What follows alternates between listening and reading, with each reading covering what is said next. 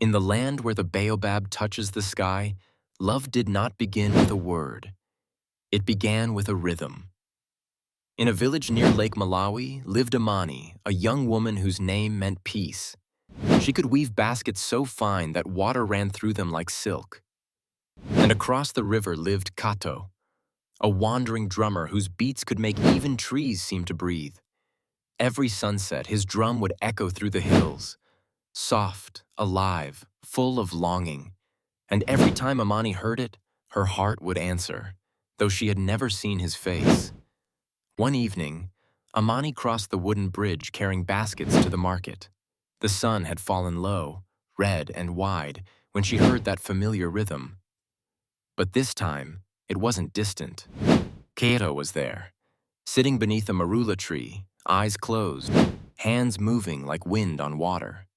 "Why do you play when no one is listening?" she asked. He smiled. "Because the wind always listens."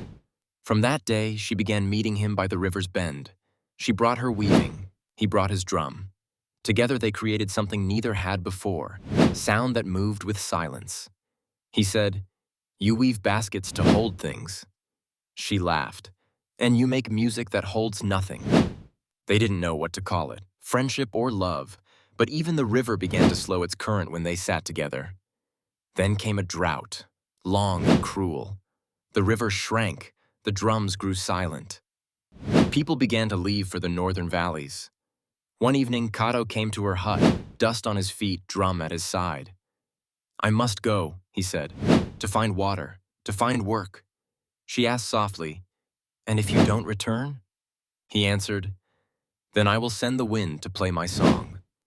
Before dawn, he was gone.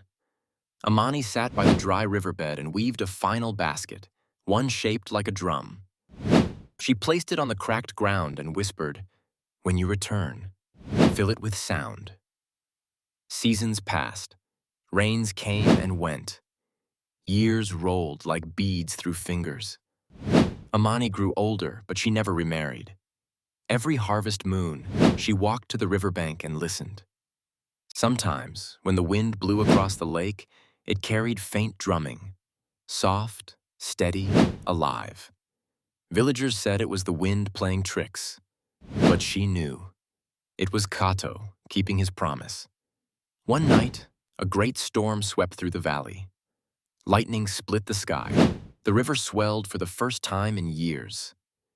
In the morning, when the storm cleared, Amani walked to the river.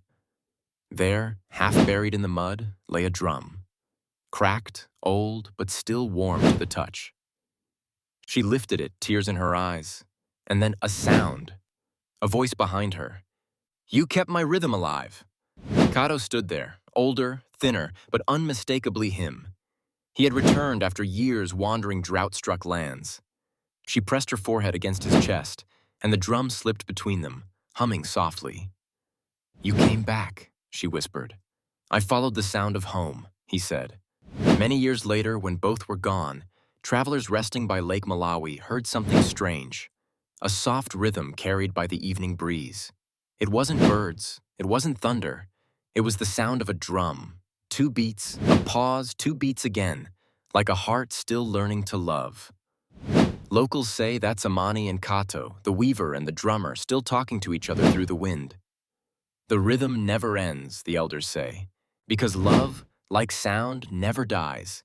It just finds another sky to echo in.